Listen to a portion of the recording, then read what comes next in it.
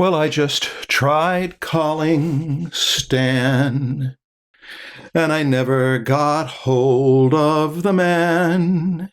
It said the Google subscriber you've called doesn't something or other I can't quite recall.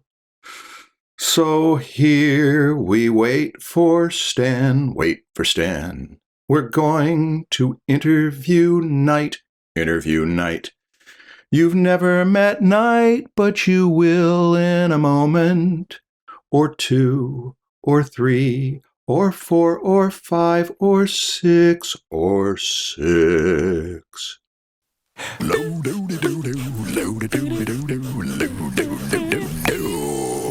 the Draftsmen Show. Yeah. Hi, Night. Hi. Here we are. Here we are. It feels like we've kind of gone full circle in a way. Tell me how. Originally, it was me at 7 years old meeting you, and then now we're back in a meeting together to talk about art again. Are we 15 years later? Yes. Oh my gosh, yes. It's been so long. Let me introduce how I met you to Stan. Mm-hmm. I met Night when she was 7 years old. Her parents approached me about teaching her. I did not take the opportunity, which has been a lifetime regret. A friend of ours, however, did. Yes, Josh Freed was an amazing influence on my life, and I do put a lot of emphasis on the things that he has taught me even since then. My family met you because your wife went to a concert that my sister was performing at, and then we just happened to all be talking, and then it was like, oh, you do art. She also does art. Is there something? Yes. Could we get something to happen here? So, yeah. No, I still remember that meeting at Starbucks. I remember it too. I don't remember anything that I said. I hope I didn't say anything embarrassing. You were 7 years old, and I don't remember that you said a lot, but I do remember thinking that I don't know that I'm ready to teach a 7-year-old. I'm not used to this.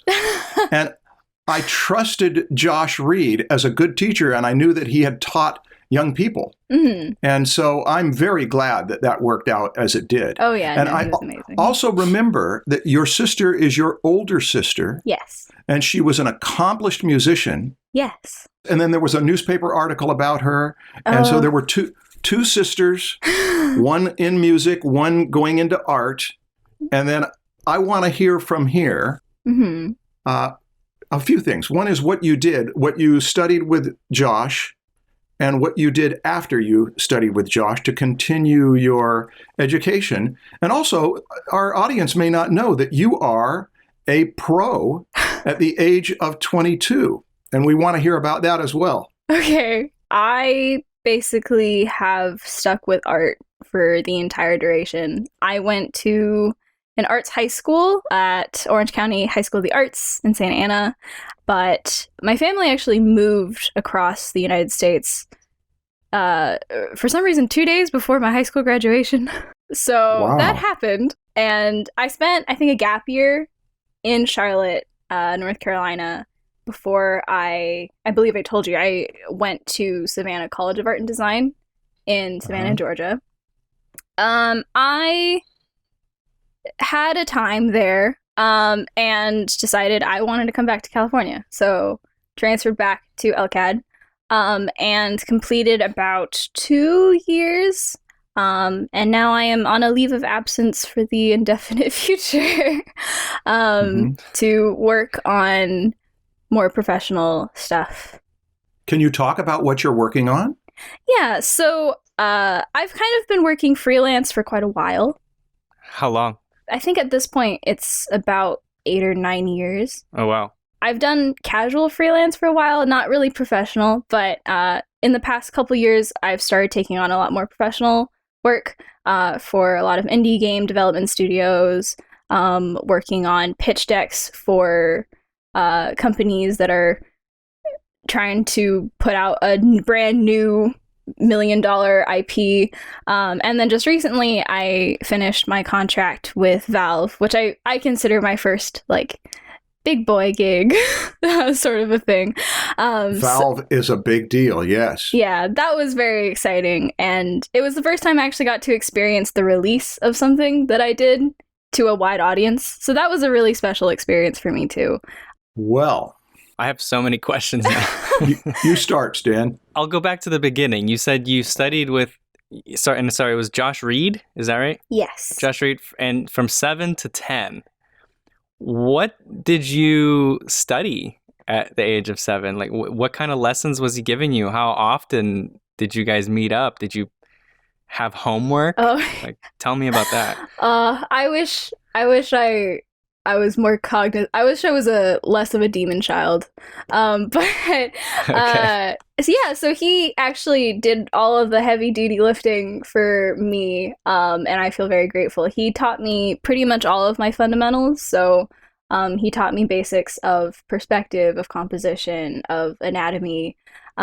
He taught me just how to perceive art to a child who kind of didn't understand art as a concept, really. I kind of just did art. That was the thing that I did at 7. But he made it more interesting because he actually brought in other influences. He was the first person I actually talked about art to. And I still use a lot of the things that he taught me to this day. You mentioned that Josh taught you anatomy. He did it well. I still remember all the same things. That's amazing that you were studying anatomy at such a young age. Yeah, I was really lucky that he felt the need to teach me that at a young age, because I don't think I would have learned it properly and for a very long time after that. But yeah, no, it's the same thing that he made me do is what I tell other people to do, is to learn names, learn bones, learn the functions of everything, not just know what it looks like.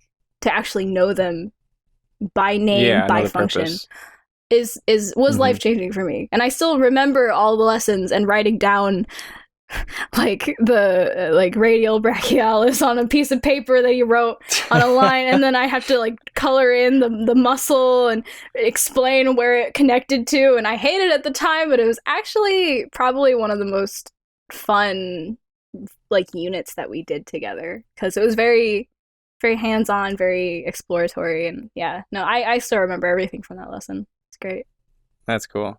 And yes, there was homework. I think we met it used to be once a week, and then we changed every 2 weeks, and there was homework, basically exercises.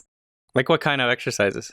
It was like drawing a box in perspective, drawing something in 3-point perspective, practicing line weights or shading. It depends on what we were studying that week. He did everything from this booklet. I don't remember what the title of it is, but it's... The yellow book? Yes. That little yellow book? Yes.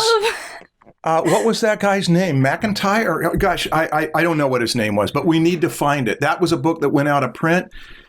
Hold on. I might have it. Is it a book that I told you about, Stan, years ago, that Josh was using it to teach a young... Maybe. I don't know how I got it, but I have a very skinny yellow book somewhere. Yeah. It has like a drawing of a bunch of 3D shapes and flags on it, because flags was a big part of teaching perspective and overlapping. Oh, I remember. And I have to say, at the time I didn't enjoy it, but that book is actually excellent. It's actually an amazing book. Yes, he showed it to me before he started introducing you to it, and I was so impressed with it. That's it. That's it, yes! right? Yes, that's it. Bruce McIntyre. My goodness. Oh, what a blast from the past. Should I flip through it a little bit? Sure. I can't believe I have it. It needs to come back amazing. into print if it is the beginning education of night. It is. I'd actually say it's quite, it covers pretty basic materials, but sometimes it's the basic materials that you just need to see first to really understand why they're important.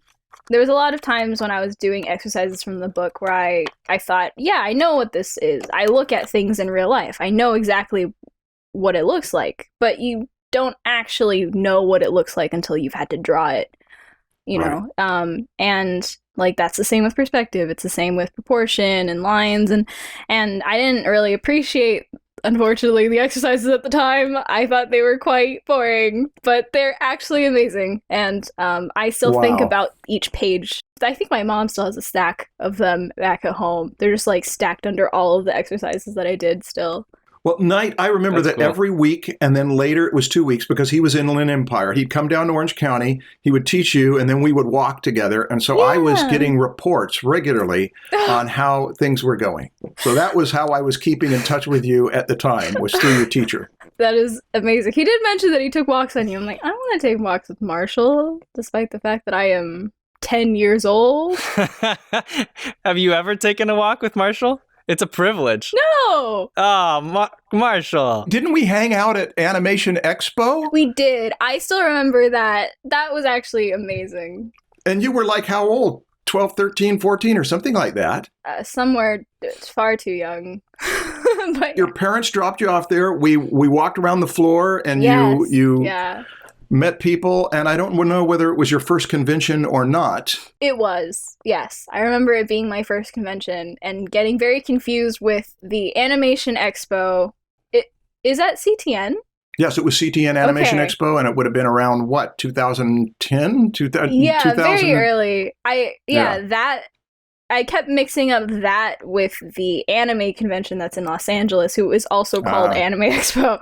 And remember being very confused because I'm like, none of these people draw anime, except it has the same name, so I don't know. But yeah, no, that was awesome. I loved going to that convention. I remember telling my dad all about it as he was painstakingly driving home that night, being like, I met this person and that person, and Marshall showed me this, and it was awesome. Okay, well, that we want to hear more. We want to hear more about how this happened, that you, at the age of 22, have had a chance to work for Valve, and that you've had freelance work for the last 8 years, which means you've been doing freelance since you were about 14 or 15 years old. Is that correct? I believe so, Yeah. yes. Yeah, that was one of my questions, is how were you getting your first few freelance jobs?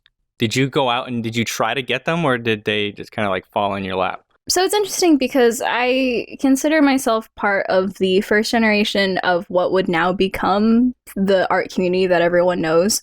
I was one of the first people to migrate to Instagram and Twitter to make that sort of a real art community at the time. And so that was around 2013, 2012.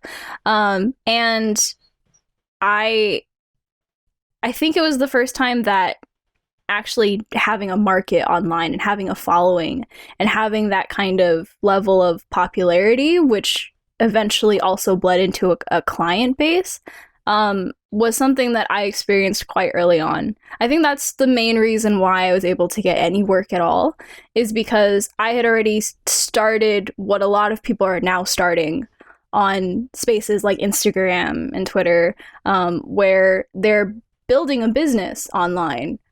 Except I didn't know it as a business. I saw it as me sharing my art. And then I knew that I could possibly get work if I drew for money. So I offered people the ability to commission me for work for their things. And because of that, and people sharing the work that I did for them, I'd get jobs from mainly indie developers or people with their own personal projects that they're trying to monetize, and they'd reach out to me, and that would grow further into mobile games and stuff like that. Unfortunately, a lot of the things that I worked on, I don't think ever really came out. I think a lot of them collapsed because a lot of people were still struggling to get into the rhythm of indie development in general.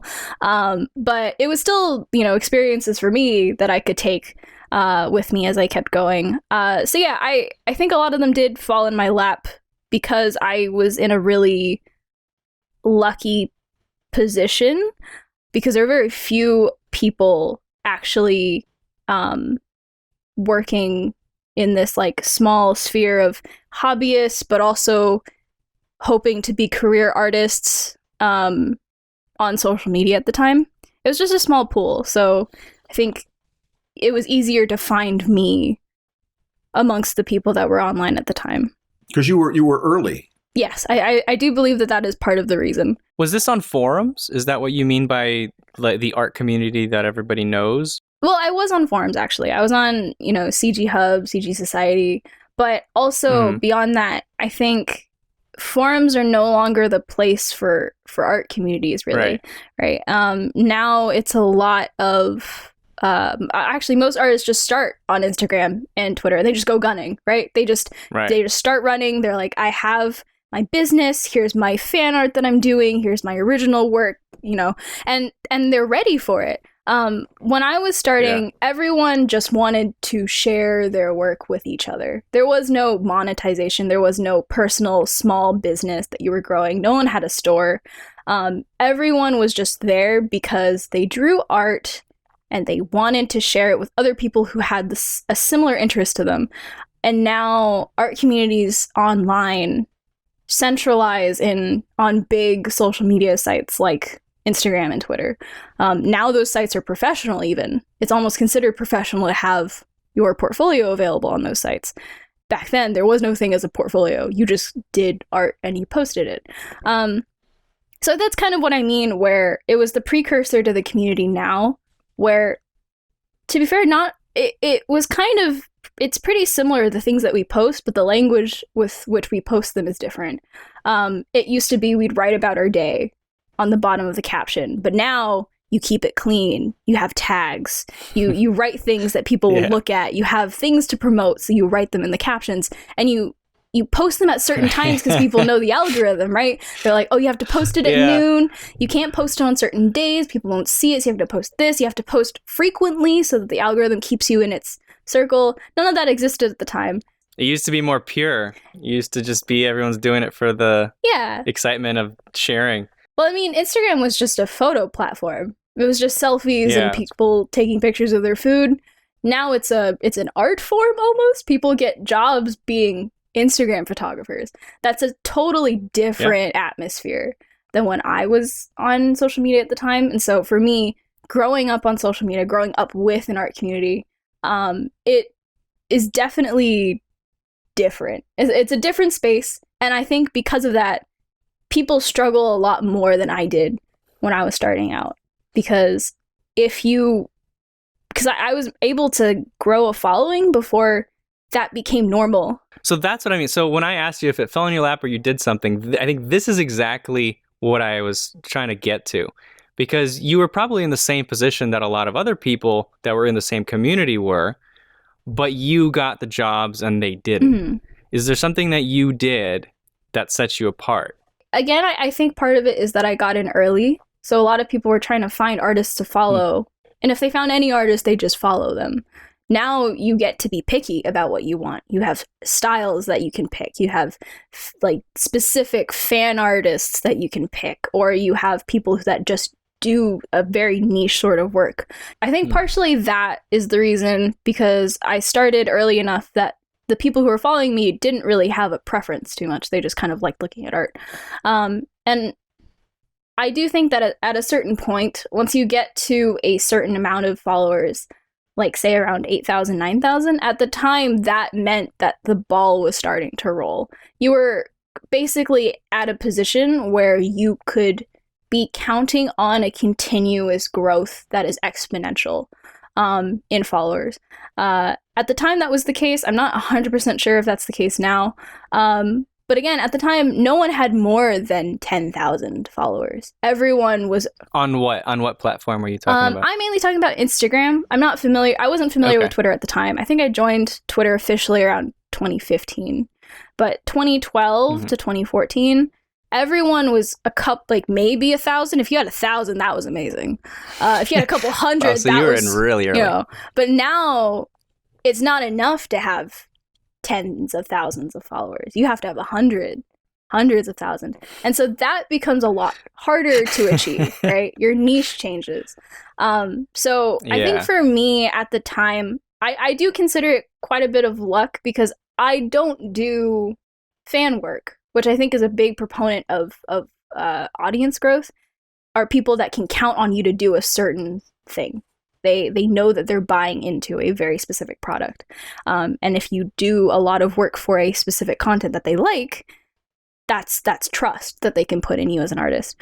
I've always done original work. I've always done work that no one has asked me to do just because I wanted to do it. And so I was kind of a wishy-washy sort of artist. And I think that's partially why I have not grown too much since I stopped being super active on social media, which was about the end of high school. I didn't get that. I didn't get why you would not have grown since you started getting active on social media, because you did your own thing, because you didn't do what other people were doing. Well, to be fair, social media is not the same as being honest with your creative ventures. Social media is very much a business, right? And so I was gunning back in high school. I was posting every day. I was active with people who were communicating with me. I basically stayed on the algorithm's good side when it was starting to become an algorithm, right? I do want to make an observation that you have mentioned that you've gone to a high school of the arts and a couple of major art colleges, expensive major art colleges, and yet all of this stuff that you're talking about has nothing to do with what you learn in school. This is that you exemplify a teenager and even a pre-teenager who just says, what do I need to do to sell my art, and go out there and figure it out on your own, which would mean that my response, and it might have been my response at the time, was that I don't know how art school is going to help you because you are self-motivated, not that interested in conforming, but more in doing your own thing. So this is a business. We haven't even really gotten to the art yet. This has been about the business and marketing and gaining a following. And I find it helpful for listeners who want to know, well, how do I pay money to somebody who's going to help me get a career going? And it's look at Knight. Knight just got a career going. And you did this on your own by being an early adopter and paying attention to algorithms. I do think in part I was very lucky. And in fact, I feel like I'm rare. I'm a rare case in the fact that I don't despise art school. I actually quite enjoyed my time there, and I also think I did learn things from it, but it wasn't necessarily the things that they had in the curriculum. I learned things. Can you elaborate on that portion of it? That's interesting. Oh, okay. So for me, a lot of the growth that I had from art school in my time in art school has primarily been internal, because I wasn't there to go to school. I was there to learn the things I needed to know, so that when I left school, I was the one that was prepared, So yeah. For me, I think, I talked to you, Marshall, about SCAD and how I wasn't so totally pleased with it. But at the same time, SCAD did motivate me to get back into fine art. I started really looking at fine artists in a way that I had never before. And my parents tried really hard when I was younger to fill my world with fine art, but I never understood the allure. I never understood the beauty of it. It felt kind of cheap to me at the time because I wasn't sure why I should care about it. But I had to take an entire foundations year at SCAD. I didn't get to do any illustration, which was the major that I went in for. But being able to be exposed to that kind of education, of a pure fine arts kind of foundations course, it really opened my eyes to being a person who was involved in a lot of different forms of art and a lot of different genres of art. And that, I think, has been actually really helpful for me to grow past who I was when I entered SCAD. I want you to be specific, though. I want to hear specifically what fine art did that made a difference in your development as an artist. Mm-hmm. Well, honestly, it's just beautiful, right? It's just gorgeous, absolutely gorgeous, right? Aesthetics. I guess one big lesson, which I guess we'll get into some of the lessons that I've learned. But one big lesson is that the struggles that I go through every day as an artist in this century are the same struggles that every artist has gone through in every other century, but they phrase it differently. I always thought that artists who wrote about this big search in their life, their life's quest to find this ambiguous thing, and they'd always write about it. They're always looking for something, right? Hokusai was saying how if he only lived another year, maybe he would have actually been a great artist. Things along that nature. I thought it was quite poetic, and I don't like poetry. So I always thought it was kind of dumb, right? But if I really think about it and contextualize it, I'm also looking for something. I'm looking for the version of the artist I want to be. And fine art is just a way that people have explored that message for themselves. You mentioned Hokusai. Hokusai is someone we've barely mentioned, Stan, and one of the great drawers of history who was so passionately in love with drawing and created iconic imagery. Did his work specifically have an influence on you? There are a lot of artists like him that I think throughout history have had the same attitude towards art. It's like they love it. They're so infatuated by it, but they hate it at the same time. You know, I feel like a lot of artists will talk about how obsessed they are with this search for something else. And I think that quote that I mentioned was particularly resonating at the time for me, because it made sense. It's like you struggle every day to figure out who you are as an artist. Is that your insecurities talking, or is that actually you objectively asking where you're trying to go with your art? And then it culminates in you just feeling like there's not enough time in your lifetime to possibly reach an answer. And it makes poetic quotes like that seem kind of real. It feels kind of present, which is not something I could have done before. I always felt like old masters were just kind of dramatic. I thought they were kind of theatrical. But in truth, it's the same thing. They're insecure of their vision because they can't possibly see into the future. So art by proxy is such an honest form of expression that you can't help but be afraid that what you're expressing is not genuine. And so, you know, for me, realizing that kind of more macro quality to art was really important for me, because I think it just opened up a more, I guess, welcoming conversation in my head. We should put that quote on the screen. There's a famous quote by Hokusai that if he lives old enough, he'll do something of worth. And he said it when he was old. Yes, I believe he said it on his deathbed. Yeah. But it was always like, I just want to live longer so that I can draw, so that I can do a better drawing. Yeah, that's inspiring to everybody. It's kind of dark. But really, I don't take it that way. Really? No, it's out of passion. This came up a couple weeks ago, or a couple episodes ago, that when you get excited about the love of your craft, when you get excited about your art form, that is when you want to live to be 200. 200 still isn't long enough. 1,000, 2,000 years is not long enough, because there's so many things that you feel like I could do. If I could, I'm getting better at drawing. I'm getting better at my craft. Oh, the things I could do. And Hokusai embodied that. He's sort of the great historic icon of the guy who loved drawing so much. Yeah. Okay, who else though? I want to know who else besides Hokusai, because this has been very abstract. This has been philosophical. Yes. I want to hear some specific kinds of art or artists who influenced you enough to where you could name them and we could show them. I mean, I grew up with the likes of Gustav Klimt and Alphonse Mucha, John Singer Sargent. J.C. Liondecker was a big one for me.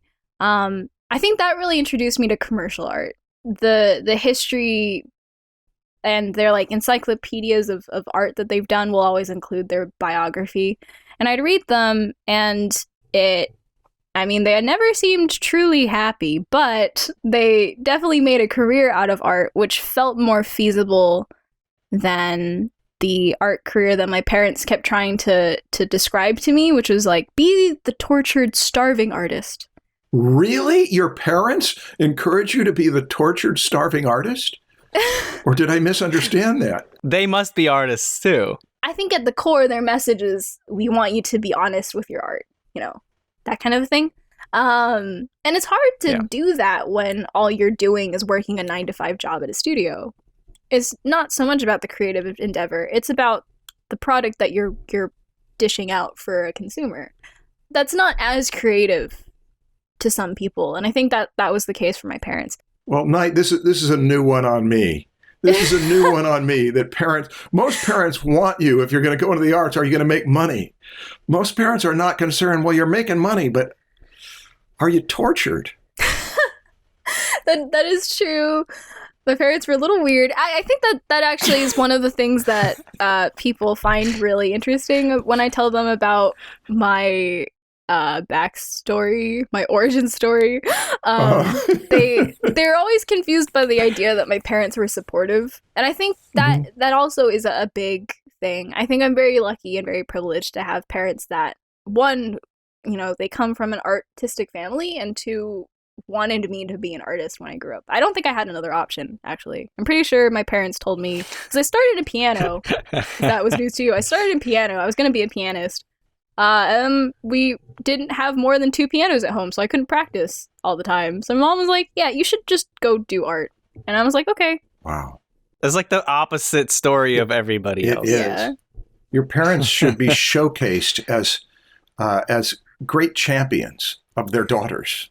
It's an upbringing that I'm really grateful to have. But parents succeed and fail in different ways, depending on who they are as people. So I think my childhood just ended up having a different premise. But the realities of it were pretty similar, in terms of, the classic Asian parent who wants their kid to go into law or go and be a doctor. They did want me to be able to live realistically. And that cognitive dissonance of, does art really pay? And them wanting me to be an artist because it's such a beautiful form of expression in their eyes. They really struggled with that. And I think they're still struggling, because despite the fact that I'm telling them that I'm going into an industry that pays me a 9-to-5 job, they still don't truly understand how that works. Because for them, art has always been, you risk everything for a high reward, That is really unusual, really rare. I've only come across it a couple times in my life, that parents have really wanted their kids to go into the arts that much. And was it something you were glad about at the time, or was it the burden of having to go to medical school and recognizing how hard this is? There was a point when I really hated art. I really didn't enjoy it. But I think it was helpful because my parents were actually really busy with Amy at the time, or my sister, because she was just getting into college. We were at perfect differences in age, where she will be leaving an era of her life just as I'm entering the same era of my life. So she gets to give me all the advice, and I get to let her take all the fall damage for making the mistakes and such. Is that 4 years? Actually 7. So we're 7 years apart. 7, okay. But yeah, no, she was getting into college, so that's a big time for her. She was getting into music school and everything. So I was actually left alone quite a bit of the time because, there's just so much to do. And so it gave me a lot of time to kind of be honest with myself. And it really hurt to realize that I didn't enjoy drawing at all. Because it was limiting. There was never another option for me. I didn't really have other hobbies because it was never encouraged. I didn't come from a really financially stable household, so that also meant I couldn't really go to extracurriculars. I didn't do a bunch of other stuff. I just drew a ton because that was a free activity that I could do at home. So I didn't have other options. And I think I did resent that at the time because it made me, at the time, I think I felt like I was a very one-dimensional person. But as I kind of grew up and grew to have just this one companion with me, which is art, I kind of recognized what I did like about it, what I did enjoy in it. And that's the thing that I've kind of kept with me. I love the act of drawing. I'm not so in love with what I'm drawing. I don't have grand ideas that I want to be sharing with the world. I don't have grand messages that I'm trying to be saying before I die. I just love the act of it. It's meditative, it's healing. And to recognize that part of me was, I think, a big change. Because I don't think I really necessarily grasped it until after I graduated from high school. I think by the time I entered LCAD is when I really fell in love with art, truly. So it's been a while. It's been a long time. But yeah, no, it's an interesting upbringing, an interesting life lived. It is. Hi, it's Marshall with another recommendation from the Great Courses Plus. This week I'm spotlighting Robert Sapolsky's Being Human, Life Lessons from the Frontiers of Science. This is a good one. 12 lectures, half hour each. Most of the lectures, like What's So Special About Being Human, Bugs in the Brain, and Why Our Dreams Dreamlike, aren't likely to help you to create better art, but let me tell you, these are interesting lectures. And since so many of you liked our July podcast on how to learn composition, you may find that This Is Your Brain on Metaphors will help your art. Robert Sapolsky shows us how scientific research demonstrates what artists have known for thousands of years, that emotional associations happen on a subconscious level. This lecture does relate to how artists make choices based on emotional and metaphoric connections. Give it a listen. Robert Sapolsky is one of my favorite teachers, a fountain of insight from the frontiers of science. Now, for the deal. You, as a Draftsmen listener, get access not only to this course, but to the entire library for free for a whole month by using our special URL, thegreatcoursesplus.com/draftsman. This is a limited time offer. Go to thegreatcoursesplus.com/draftsman and see what a treasure trove they have there for you. thegreatcoursesplus.com/draftsman. Stress is a normal part of our lives, but too much of it can have a negative impact on our health. One way to cope with stress is with therapy, and that's where my sponsor, BetterHelp, comes in. With tons of qualified therapists, BetterHelp has set out on a mission to match people with trained professionals to help individuals with a variety of issues. The BetterHelp app makes it easy to schedule appointments, have sessions, or message your therapist. Knowing you can chat or text with a therapist when it's convenient for you is a lot better than having to drive to an office at a specific time of day. If you feel BetterHelp can be a good fit for you, now's a good time to try them out. Right now, BetterHelp is offering all Draftsmen listeners 10% off your first month with discount code DRAFTSMAN. To get started, go to betterhelp.com/draftsman. Simply fill out a questionnaire to help them assess your needs and get matched with a counselor you'll love. That's BetterHelp, HELP.com/draftsman. Your jobs that you were first getting on the internet, you said you call them casual, casual commissions or something. But eventually it led to working at Valve, and you are doing work for Valve, and you can tell that to the public, right? That's not anything that's... Yes, I mean, I had my contract did end with them a couple months ago, but yes, I did work for Valve, and now it's out, which is so cool that I could actually say that. It was for their International Battle Pass for Dota 2, which was a much bigger release than they originally told me. I thought it was going to be something small. Wait, what is that? An International Battle Pass? I know what Dota is, but a Battle Pass. I believe there were characters released, visual skins released for the game, like updates for the game itself, different game design mechanics and UI stuff. Like, it was a big update on the game, I believe. Okay, got it. And yeah, so that was pretty big for me. I think that one also, I believe the person who contacted me for that was an ex-coworker of one of my teachers at LCAD. And I just happen to have him on LinkedIn. I just accept any LinkedIn requests that come in because I don't know who these people are. But I'm just like, yeah, sure, why not? And I assume that he had seen my work online. He seemed to know my work quite well because he was just able to pull out like, oh, I like this piece of yours from like 2014 and then this one from 2017 to as we were working. So that was actually insane. But yeah, no, it was my first big contract and I was very nervous for the whole thing, but they treated me very well. That's great. And the release went well too, which is really cool. I had never at that point experienced what it's like to have something that I did out in public for people who are not me or not people that I knew to see. Yeah. So that was a totally different experience too, having people that I had never met before come to me and be like, I love the work that you did on my favorite game. It got me back into playing it and I was really excited to get the skin, and that was really cool. I think that's going to happen a lot. I think that's going to be the next wave of your life. Hopefully. That'd be nice. Yeah. That'd be lovely. It's just so unusual to have someone whose parents pushed them to go into the arts and to have said that they hated it when, for the most part, it's parents concerned that their kid's going to go into the art. And the kid finds it a passion and an escape from parental authority and an escape from what the pressure of the society saying, don't go into that as a profession.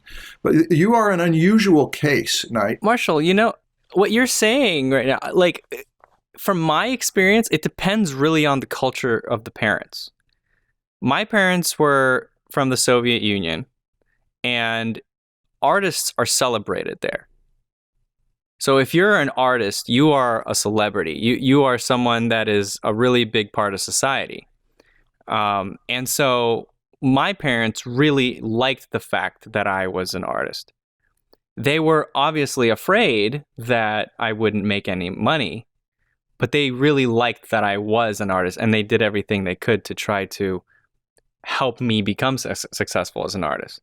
And like, Knight, was that kind of similar to you? Like, did your parents come from a culture where artists are celebrated, or is it more individual to them because they are artists as well? I think it's very individual. Okay. I will admit I don't know exactly the history of my family, but a good portion of my family, at least on my dad's side of the family, a lot of them are artists. I think one of them's like an interior designer, art teacher, stuff like that. He's a music professor, but music and art kind of go hand in hand in our family.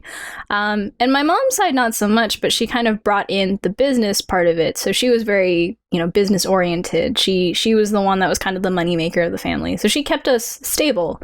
And I feel like stability is something that art doesn't inherently guarantee you. So it was really nice that she was there to balance out my dad's kind of weird musical genius kind of personality.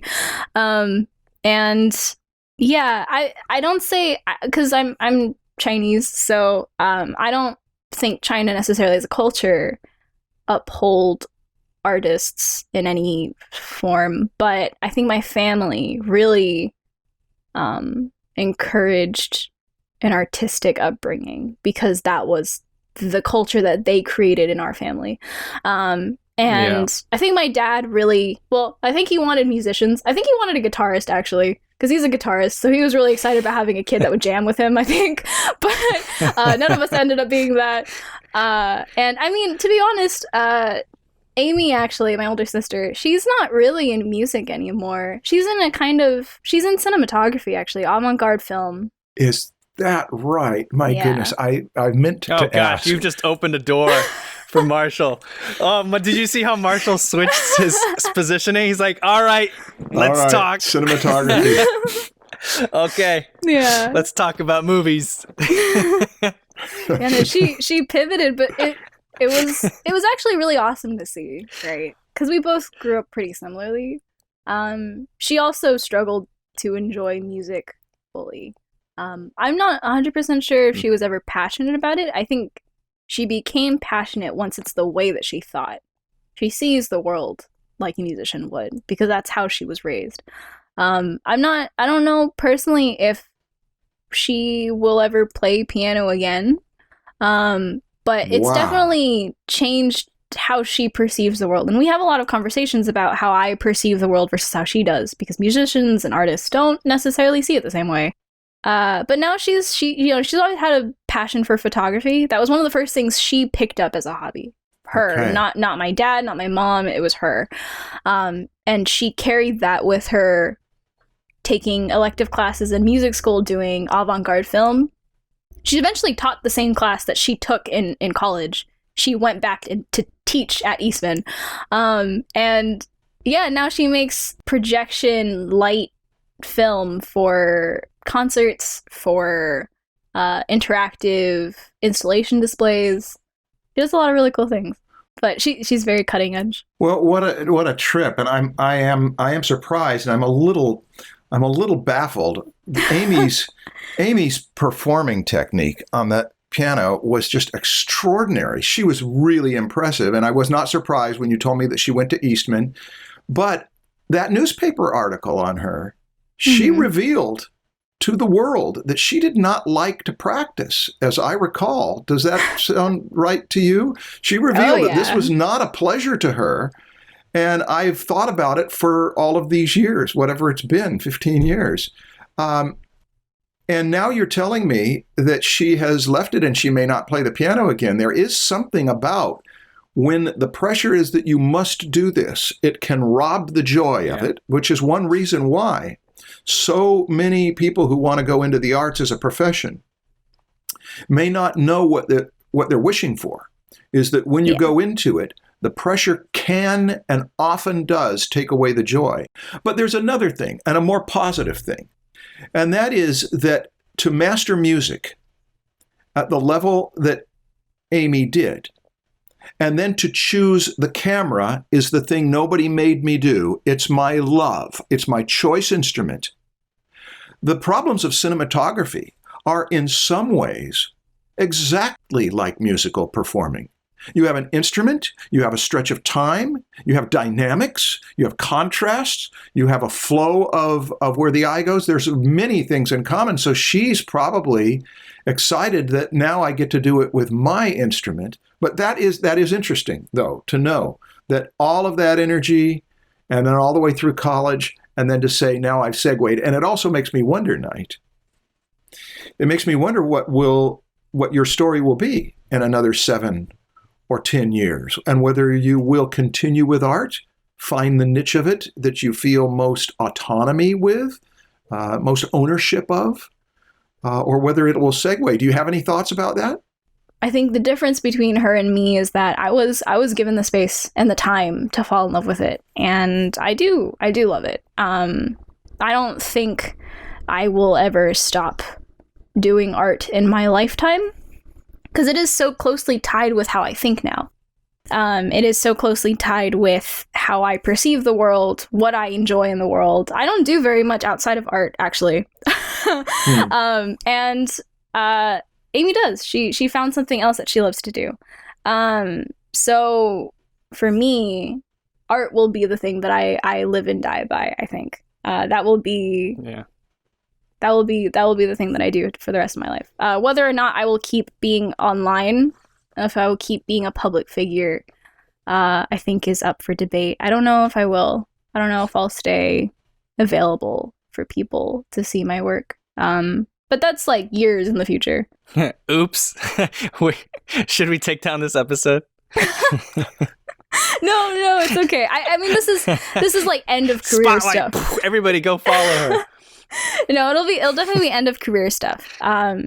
Because I think I've decided for myself what I love about art, and it's I think what got me through college, what got me through everything else, as unscathed as I could possibly be, I guess. Because a lot of people in college, they discover that they might not like art as much as they thought they did, or they might not actually be as strong and passionate about art as they thought they were. And that was never in question for me. There was never an option for me to not do art. Yeah. And there remains no option for me to not do art. I will do this regardless of the hardship. And I think that has made it easier for me, I think, to get through a lot of the hard times. If you don't have the security of knowing that there literally is no way out, so you kind of have to make it work. Yeah. That the risks and the stakes are a lot higher, I think. You had the advantage of being a second-born daughter also, with enough of a gap between Amy and you to where, like you said, you were given your space. And Yes. Yeah, that's a big deal. I feel like it's an interesting paradigm, though, huh? With parents, it's like you have these two extremes, which both can ruin a child's love for what they do, or like, for example, you have a parent that tries to reject the idea of the student or the child being an artist and tries to convince them to do something else. The unsupportive parent, and then you have this ultra supportive parent, like in this case, where they push too far and too hard, and it's like you have something so enjoyable like art that the student, the child starts to hate it because it's not theirs. They don't feel like this is me. This is my parents. Yeah. I'm not the one in love with this. It's my parents. And so you start fighting it because it's not the thing that you chose. Not just because it's not something that's fun to do. It is something fun to do, but just because it's not your choice, you fight it. Yeah. Yeah. And it's like, so what parents have to be like right there in the middle, right? Like you let I guess the lesson here for parents is that you don't push either way. You just let your child figure it out on their own, but give them tools and help them figure it out on their own. Because once you figure it out, you're so much stronger. It has to be their decision to want to do it. I think passion has never been instilled in someone. I think you have to be able to urge it from you yourself. Passion never been instilled. It's got to be the fuel within. Yes. Yeah. Are you going to have your parents watch this podcast? Oh gosh, I feel like I have to preface. I feel I have to preface that. I've come to terms with myself and my childhood, and like they're not like all parents. They're not bad people, but they can make mistakes because that's human, right? And I think they recognized what they did with Amy because they didn't do the same with me. That's why she and I think ended up really differently. I stuck with art. She didn't stick with music. And so for my parents, I think now they're just supportive. I think that's why I was able to just leave art school. I just called my mom and I was like, hey mom, I know this is like kind of probably not according to plan, but I kind of wanted to ask if I could leave school and drop out. Wait, what did they say? What did your mom say? She was like, give me an hour. I'm going to think about it. Give me an hour to decide. Give me an hour, that's all. She probably talked to my dad. And I think my dad has always been on the artist side. I think he's always been on the side of you do what you need to do as an artist. And I think my mom was the one who really just wanted me to have an education. But I think she also recognizes that as someone who isn't an artist but is a businesswoman, she recognizes that the world has changed. There's not really a space for the artist that doesn't have a sense for business. And as long as I can make those decisions for myself and she's just there to support me, as long as I have good reasons, right? I have to have good reasons for this. But if I do, and if I feel like, if I seem like I know what I want for myself, for my life, then she will just be there for me. Knight, I want you to know that I admire your parents. And the most time that I spent with them was when we sat at Starbucks with you when you were a kid. And their commitment, their seriousness, their willingness to listen, they were so intent on everything I said. It was as if everything I said was really important stuff for their daughter and where you were going to go. And so, yes, I came away from that meeting as sorry in historical retrospect that I did not get to teach you during your childhood. I came away from that meeting feeling very good about their involvement with and care for you. And I also felt good about referring Josh. So I'm glad it worked out that way. And again, I think it's really easy to blame your parents for a lot of things. But I think my parents really did contribute a lot to me being able to make the choices that I did. I think the fact that they were supportive, that they wanted me to do art, and the fact that I was able to fall in love with it in the end. Those two ended up being mutually beneficial. And they did, in the end, just want me to be happiest doing what I wanted to do. So I think for that to be the case, I was very lucky and very privileged. Especially because then my mom called me back an hour later. She's like, do what makes you happy. Oh, yay. And I was like, That's great. Thanks, Mom. I'll send you the paperwork like tomorrow. Oh. But yeah. No, that's great. Yeah, it was, I mean, parents also grow, they're not just ready when they start. So it was really nice to know that they had my back. And so it was like, yeah, a lot of things have changed since then. I'm a bigger person since then. And I think my parents and I understand each other a lot more since then. So, yeah. It's all a nice, happy ending to that whole story. But yeah. I feel like with your with the story of your sister, I feel like even there, that's a success story. And I feel like there's a lot of good parenting happening there too. Mm-hmm. I mean, they might have been a little bit too hard, but she learned a lot of good lessons from going so deep into music and being so disciplined and focused on it, even if it was by force, that now she's able to apply what she learned to her own art, Mm-hmm. to filmmaking. Yeah. Not everybody gets to learn that sort of thing as a kid, to be so, not passionate, to be so strict and disciplined with getting good at something. Not everybody goes through that. I do agree. I think her experiences in music have really benefited her moving into doing what she actually wanted to do with her life. So yeah, we are pretty privileged and very lucky to have been able to have those experiences. Well, I have one more question. Mm-hmm. You said that going forward, you probably don't want to be online as an influencer or what did you say, as a public figure. What's the reason? I want to learn. I want to know more about that. Mm-hmm. Well, so that's like pretty far into the future. But I think I came to terms with the fact that social media has and always will be a crutch. It will always be something that I know is something I kept up because I liked the attention when I was a teenager.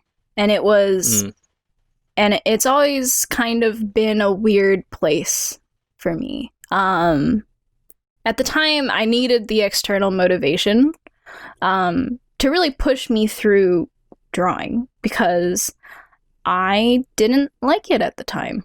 So I needed someone else to tell me that they liked it so that I would feel like, okay, maybe I'm not crazy. Maybe I could do this. Maybe me doing this isn't like a total garbage idea, right? So posting on social media almost nearly every day, someone would comment and like it and be like, hey, this is awesome, I love it. Like, or you're my inspiration. And that affected me a lot when I was younger. But, I was also, 16, 17? And how much of your worldview gets shaped by something like that, I think has a pretty big impact on you as a person. And so once I got older, like probably post high school, I think in the gap year between going to SCAD and high school, I realized that I was not happy with the idea of being someone who found motivation through that. I wanted to love art genuinely, and I had not yet learned how to love it. And so I believe at that point, I dropped social media almost entirely. I don't think I posted more than 2 pieces within a year's worth of span. I think it was 6 months in between each post that I did. And each of those posts were not great. They were a struggle. And I did it because I felt guilty, not because I felt like I wanted to do it. And I think after I realized that I did it out of guilt because people would ask me like, oh, where are you? It's like, not drawing. That's where I am. not drawing at all. What were you doing? Honestly, nothing. Honestly, not very much at all. I think I tried to keep myself busy doing projects. So I had done a lot of I'd done a lot of, I started getting into music video, art direction. I'd started, like, my friends and I started doing a bunch of stuff together. I did, character art for music videos. I started learning motion graphics. Like, I was doing other things. I wasn't doing art. And I wasn't thinking about that's it either. art. Yeah, I mean, it's You were doing character designs for it's for music akin to videos. art, but it wasn't art that I was doing for myself, right? You know, like a slightly different. Okay. Yeah. Oh, really? I mean, Why were you doing that? You weren't doing those as something fun with your friends? It was fun forced? with my friends, but it was because it was with my friends. It wasn't art. Okay. It wasn't art that I did because I wanted to do it necessarily. It's because my friends wanted to do it. I would love to, do fun things with them. So, and I have a skill set in art. But after a certain amount of time, I think I had a lot of really tough conversations with myself, and I recognized that I do love art, but I was looking at it in such a poor lens that I just needed to shift perspectives, and how my relationship with art was changing as I was growing up. And I realized I wasn't content doing the same kind of art that I was doing on social media at the time. So for me, I knew I had to shift, and that shift happened for the entire duration that I wasn't active online. I think I struggled through being online at SCAD. I kind of started coming back at the beginning of LCAD. And then even now it's pretty limited. I post like maybe once every couple weeks. It's a lot more than I used to, but it's still not as much as I did in high school. But it's a distance that I think I really started to appreciate once I realized that this was privacy that I didn't have when I was younger. As a teenager, I was so ready to just give everything away. So ready just to have every idea, my entire being just like out on the internet because the people on the internet appreciated the version of me that they had invented. So I was convinced I could become that person, right? But the person that I am now, I have things that I want to do in my life. I have stuff that I want to do with my art because I think they're fun and I think they're cool. If people out there don't think they're cool, that's fine because I'm excited about them. And so, that's like a change that it changed in my mentality that I had to grow into. And now that I've grown into it, sort of, like I'm learning to grapple with it. I think it really cemented for me the idea that at some point I would like to live totally away from the ideas and the opinions of other people about who and what my art should be for and what it should be about, what it should look like, how to match up with the rest of the people in the community. Every trend, every bandwagon, every fan-made content that passes my feed, they inform me what the current zeitgeist is in the art community. I don't need that for myself. Because you've got your own vision so powerfully? Well, I should be having my own vision, and I struggle forming that without the input of other people's art on my own, because I just never used to do that for myself. So it's a change, but I think I've recognized that at some point further down the line, maybe once I've gotten past the point of needing social media to get contracts and I can just rely on knowing people, maybe I'll formally step away. I don't know. It's a thought that's floating in my head. It's been floating in my head since high school. Because, it's nice to live offline. I didn't appreciate it when I was younger, but it's really nice to be able to work on my art alone and just be happy with it on my own. So, yeah, that's kind of where I'm coming from. But again, it's probably not happening for a while. Well, that's interesting. 22 years old and you're already thinking about how you're going to reinvent yourself when you are pulled out of the current zeitgeist. That you've got something in there that will be untainted by the surrounding territory, that will be original. But you're the one who's telling us this. Nobody else is looking at it and saying, all right, what is you've got there in their original? You've got something in you that says I want this to come out, and it has to be uncontaminated or uninfluenced. It has to be authentically what I want it to be. I think the danger is that it's really easy to say, well, that's not a popular format for it, so I should probably go in a way that's a little bit more successful, like something that's a little bit more tried and true, maybe a little bit safe. Or if I'm even going to go kind of experimental, there's a mainstream way to do that. Well, that'll be interesting. I'm interested to see. I mean, you haven't given us any hints as to what that would look like. You haven't given us any descriptions of what it might be. Because it's not for you, Marshall. I know, but the thing is, you've got something there, so it does make me curious as to what it will be.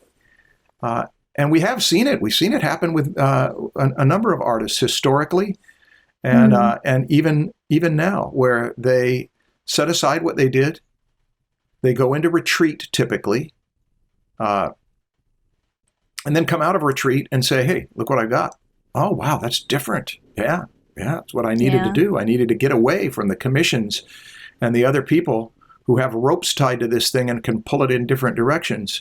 And I found the thing that this really is what it wants to be." I hope that for you, Knight. I'm looking forward to seeing it. I appreciate the preemptive encouragement. And to be honest, I'm not even 100% sure what it is I want to do. But, every day that I think about art, every year that I spent doing this professionally and also for myself, I think I'll have a better picture of it. And maybe at the end of my career, who knows? But yeah, I don't know. Like, I mean, at the moment, I'm just really excited to be around people that are so inspiring, to have so many different ideas coming in at the same time. I think that's really cool. And I think where I'm at right now, it's good for me. It's good for me to have different influences. But yeah, I think, and actually this was asked of me not too long ago, like, will I ever stop drawing? No, it's I will just stop sharing and being available for people to have an input on what I do. And what I'll do at the time, I don't know. I hope it'll be something that I'm excited about. Hopefully it'll be something that is true and genuine and honest. Who knows? I can't tell you. Sounds a little bit like the tortured artist that you mentioned that your dad wanted you to be. Yeah. It sounds like you're heading to, you want to be that tortured artist that's, I don't know what I want to do, but it's going to be purely me. It's weird because I had always said that I will never be the weird, dramatic, poetic person. But I feel like the older I get, the There's more... nothing wrong with that. Well, I feel like the older I get, the more I become this like poetic person that speaks only in abstract, vague things. And it's a little bit strange because that was not the person I was a while ago. But I don't know. I feel like the older I get, the easier it is to kind of see things from a macro lens. But that being said, like, none of the things I want to do are going to be groundbreaking or world-changing or crazy. They're not going to be that way because I don't think I have a message that I want to share with the world. It's just the things that I want to do with my life so that I am satisfied with the work that I've done in my life. I think that's the main goal. What that'll be, I don't know. Maybe it'll be just, I'll pivot from game design to graphic novels or animation. I don't know what it'll be. You go back to manga. Maybe. I mean, you have to think, like, if you spent your whole childhood reading that stuff, living that stuff, breathing that stuff, like, that's got to have done something to my head. That's the kind of thing that I wouldn't be surprised if you revisited it later in life with a whole new take on it. Yeah, genres evolve, and they often evolve from people who've been immersed in them long enough to know how that they get an instinct for how they should evolve. I have a feeling that will probably come back into play. Like, I've been thinking about doing stuff that isn't necessarily strictly industry things, like not doing character design, but doing illustrations for a variety of other things that have nothing to do with games. Graphic novels, animated shorts, like all of these new skills that I don't necessarily have or I'm not necessarily trained in, but skills that I think would be really awesome to have because they open the world of possibilities. But, at the end of the day, I just like drawing. And so for me, that's enough for now. Well, good having you here as a guest, Knight. Yeah, it's awesome being here. It was really interesting hearing your story. It was a pleasure to meet you. Yeah, it's a pleasure to meet you too. Yeah, usually when we end this, I ask, how can people follow you? But I'm a little worried if I should even ask that. Oh, no, it's fine. Where can people find you? I mean, if you want them to find you. Oh, yeah.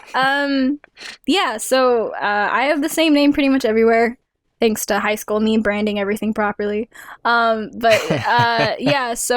Instagram, Twitter, ArtStation all have the same name. Arucelli, which is Arucelli. It doesn't mean anything. It was just a name I picked in middle school. RUC Arucelli. It's strange. There's no meaning to it. How do you say it?